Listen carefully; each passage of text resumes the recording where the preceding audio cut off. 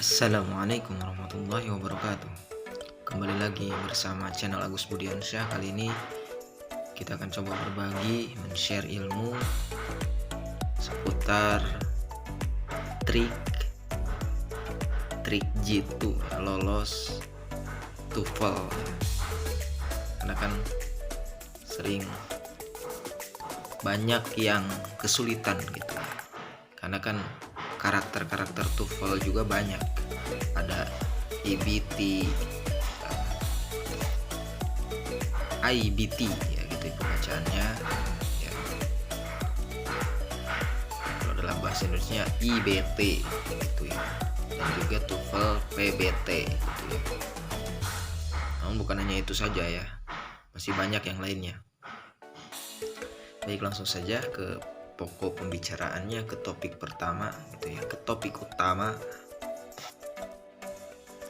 TOEFL atau Test of English as a foreign language ya, adalah tes yang dilakukan untuk mengetahui kecakapan bahasa Inggris seseorang, bisa dibilang keterampilan berbahasa Inggris gitu ya. Karena yang paling pokok sekali, paling mendasar sekali, kalau orang bisa TOEFL-nya bagus gitu ya, pasti akan memudahkan gitu ya dalam hal komunikasi bahasa Inggris gitu ya. Baik secara writing, reading gitu ya, listening dan speaking gitu ya.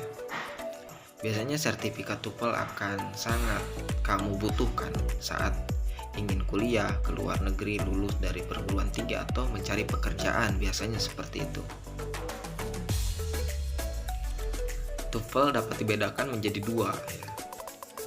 Pertama adalah TOEFL IBT atau Internet Based ya, dan juga TOEFL PBT atau Paper Based. Secara internasional kita harus menggunakan TOEFL IBT ini agar bisa diakui ya. Sedangkan TOEFL PBT boleh digunakan dengan kondisi ya, dengan syarat kondisi yang sudah sudah terimplementasi, yang sudah disediakan oleh penyelenggara.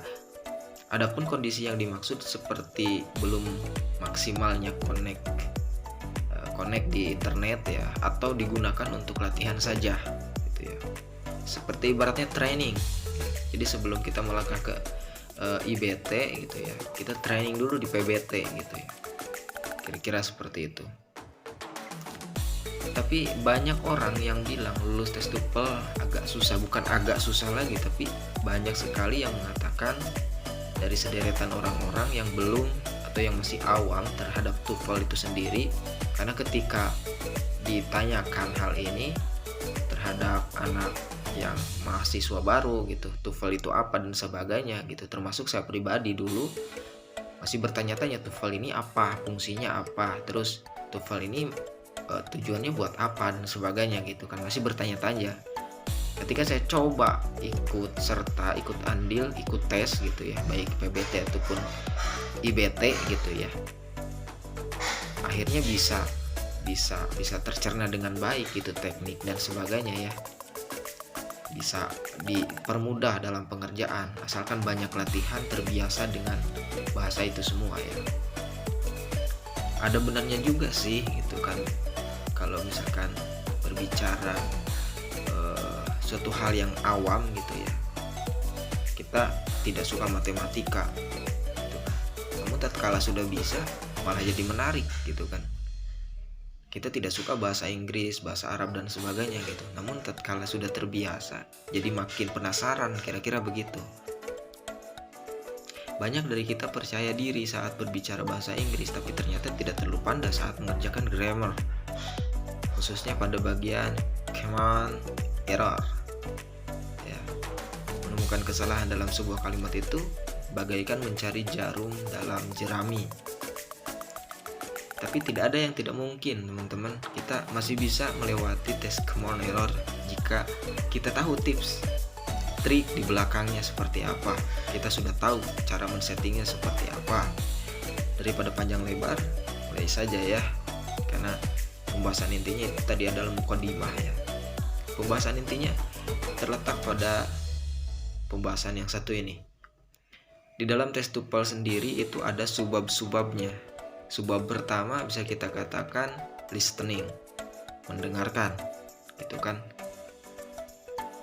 Ya, strateginya pahami bentuk-bentuk perintah, direction pada masing-masing bagian part dengan baik sebelum hari H ujian. Jadi kita harus benar-benar kata-kata asing yang belum pernah kita perdengarkan sama sekali, kita uji cobakan di situ. Supaya tatkala mendengarkan, oh ini maksudnya apa, tahu kemana arah dari soal ini gitu ya. Yang berikutnya, bacalah pilihan pada masing-masing soal sebanyak mungkin ketika narator sedang membacakan direction dan contoh soal atau example gitu ya. Kita coba menulis kata kuncinya saja. Kata kuncinya ini apa, gitu kan, dan sebagainya. Karena bisa beberapa macam varian itu keluar ya dari soal itu. Dengarkan dengan penuh konsentrasi dan fokuskan perhatian kamu pada percakapan yang sedang kamu dengarkan. Bisa percakapan kedua, bisa percakapan pertama, bahkan bisa percakapan terakhir. Karena kan ada 3 nih, gitu kan? Ada tiga variabel gitu, 3 unsur yang berbicara, 3 pembicara gitu ya. Memaksimalkan kemampuan listening kamu pada soal-soal pertama pada masing-masing part. Ini tuh ya yang bagian subbab pertamanya. Subbab berikutnya short conversation. Nah ini short conversation masih menegaskan subbab pertama ya.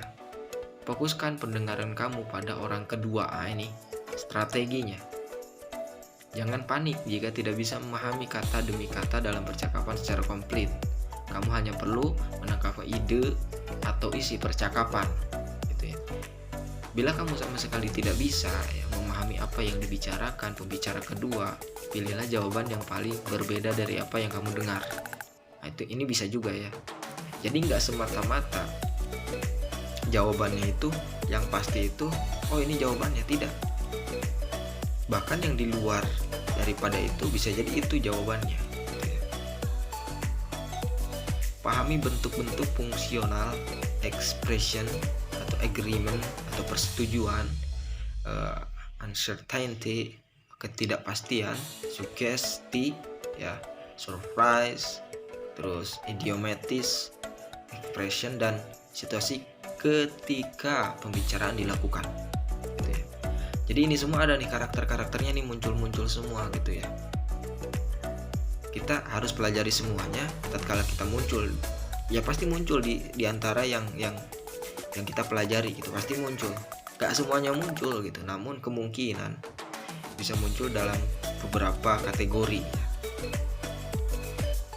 Untuk subbab berikutnya longer conversation, longer conversation gitu ya. Ketika narator membacakan direction part B, kamu sebaiknya membaca pilihan jawaban secara sekilas, kemudian merekamnya dan memperkirakan tema apa yang akan menjadi perbincangan.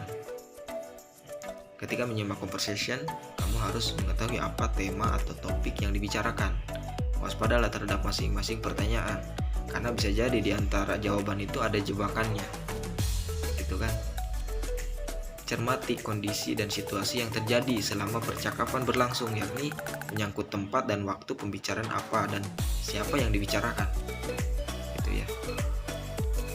Bisa dibilang storytelling, bisa gitu ya. Kita harus paham itu semua ya kondisinya, karena kondisinya juga bisa berbentuk pengumuman, bisa berbentuk keadaan di sekolah, bisa berbentuk nuansa liburan sebagainya, itu kan banyak tuh kondisi-kondisinya. Berikutnya subbab berikutnya, subbab ketiga ini adalah talk. Bila kamu memiliki waktu, lihatlah pilihan-pilihan jawaban yang tertera pada lembar soal, ya, pada lembar soal, dan temukan kata kuncinya. Nah, itu tadi. Jadi kita harus tahu outline-nya apa. Gitu. Waspadailah pembicaraan pada kalimat pertama, karena biasanya akan menjadi topik bagi kalimat-kalimat selanjutnya. Biasanya kan seperti itu ya, kalau misalkan tipenya pencerita gitu, karakter soalnya itu bercerita tentang sesuatu hal gitu, pasti ada mukodimah awalan itu yang bisa menjadi topik gitu ya. Namun bisa juga di paragraf terakhir gitu jadi topiknya, atau di tengah, bahkan di tengah gitu ya. Fokuskan pendengaran kamu pada hal-hal yang berkaitan dengan pertanyaan 5W plus 1H gitu kan. Yang kalau kita bikin cerpen nih, kita harus tahu gitu kan, 5W plus 1H gitu. Mungkin disebutnya unsur intrinsik. Ini juga terpakai dalam mengisi tes TOEFL. Buatlah kesimpulan, inferasi atau situasi yang terjadi saat pembicaraan dilakukan. Jadi kayak esai ya, tapi berbentuk mini gitu. Atau bisa juga kayak berbentuk sinopsis gitu, bisa ya. Jadi ada mukodimah, inti, terus solusi dan resolusinya itu seperti apa gitu. Kira-kira seperti itu. Kita harus bisa menyimpulkan seperti itu. Yang berikutnya ada subbab keempat, yaitu tes TOEFL structure and written expression.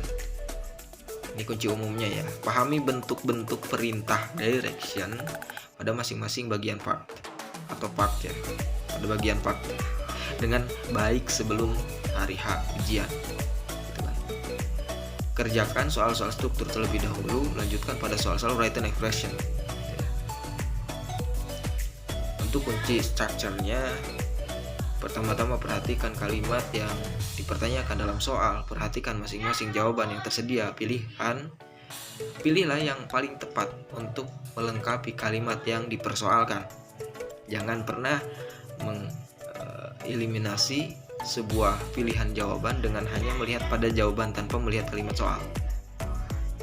Pertama-tama perhatikan kata atau kelompok kata yang digaris bawahi dan temukan secara cepat bagian mana yang tidak tepat. Ini untuk kategorinya ya.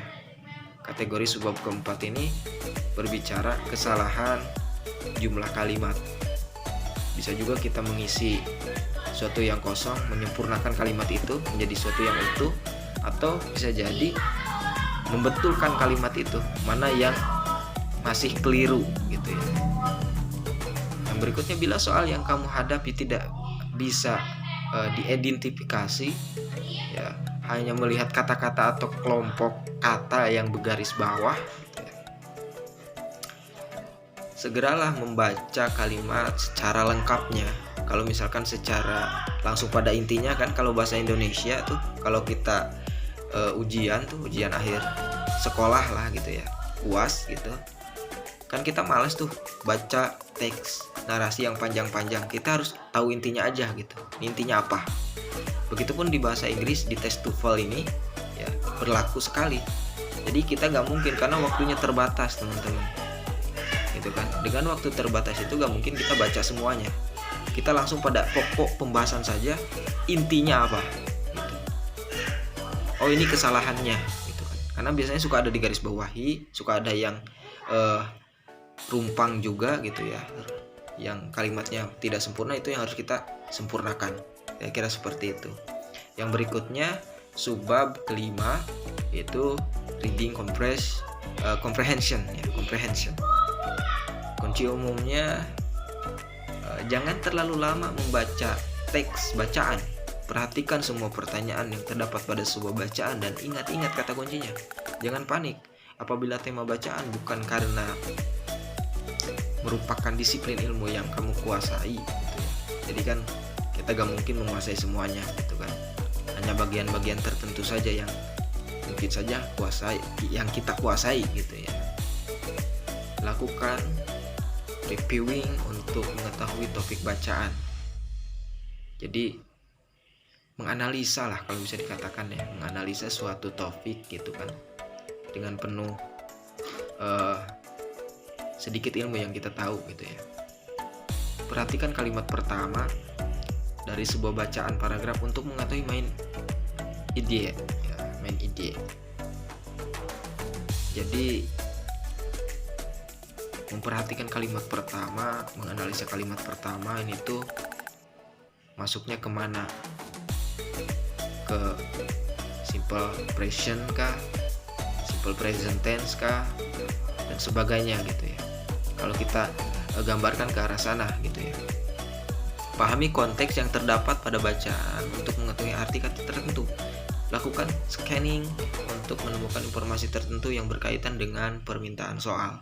Kumpulkan fakta dan data dalam bacaan untuk melakukan impresi penyimpulan. Berkonsentrasi selama membaca teks bacaan. Tingkatkan kecepatan membaca kamu. Gitu ya.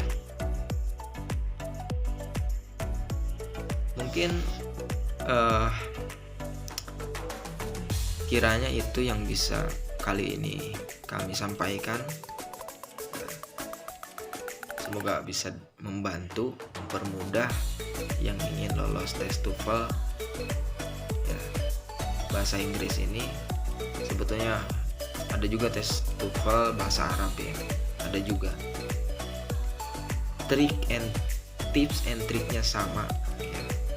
Kita berkaca pada tes TOEFL bahasa Inggris gitu ya. Kita harus banyak-banyak latihan soal, kita harus banyak-banyak menyehatkan indera pendengar kita gitu ya, supaya tahu nih maksudnya apa dan sebagainya. Kalau sudah tahu begitu ya bisa mempermudah kita, bisa mempermudah laju kembang kecepatan kita dalam memahami suatu persoalan atau dalam soal tes TOEFL itu sendiri ya. Mungkin sekian, sampai jumpa di lain kesempatan.